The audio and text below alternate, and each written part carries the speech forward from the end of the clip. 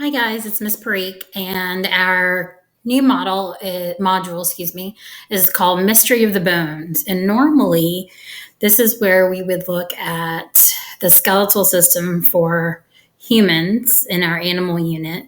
And obviously, things are going to be a little different since we're distance learning. So let me just show you what we would do so you understand the background, and then hopefully understand what we've cut out to make this as much of a fun and learning opportunity for you as can be. So last year, what we did is each group, you'd have groups of 2 or 3, and each group would get their set of bones, as you see here. These are plastic bones, and you would have a couple days to where you would put it together, and you have little labels. And as a group, you would put these together, label them, and then we would come by, check them, and eventually we actually would get to the point where we would see who could do it the fastest. And so you would learn these basic names. Now, we don't have time to do all of that with this. So what I've done is I have a separate materials link that I'm going to be sharing with you that just has some games and the names of the bones and things like that are going to help you when we get to part 2 of this forensic lab. So the most important thing that I think some of you are missing when we do these activities is looking at the directions. So this is the website, but instead of jumping straight into it in Google Classroom, if you look at the actual checkoff sheet, you will see very specific details and things color coded to help you with what you need to do. And if I were you, and just based on what people have been doing, I would go and actually physically make an X like you see here as you complete each one of these things. For this particular activity, again, if we were at school, you guys would be working on this together.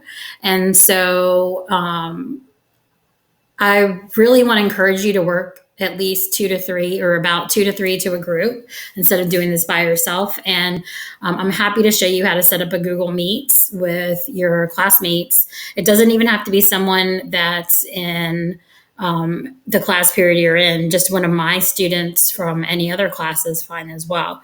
And you guys can work on these questions together.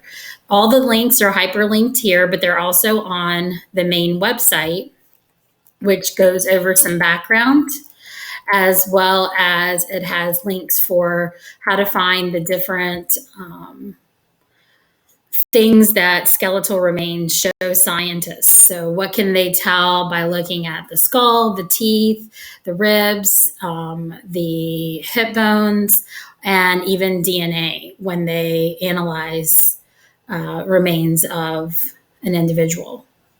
So once you go through the checklist and complete the questions for part 1, when you and your group mates or you by yourself turn this in and I check it, then I will release part 2, where you will actually be identifying 4 different individuals by putting their skeletal remains together, doing some measuring, as well as analyzing the different bones to figure out, are they male or female?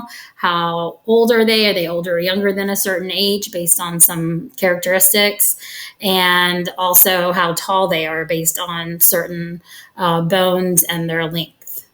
So hopefully you'll find this helpful. You'll learn a little bit about the skeletal system, a little bit more than you did before, and be able to identify just basic bones in the human skeletal system, and see how forensic scientists can identify individuals when they find remains at a scene.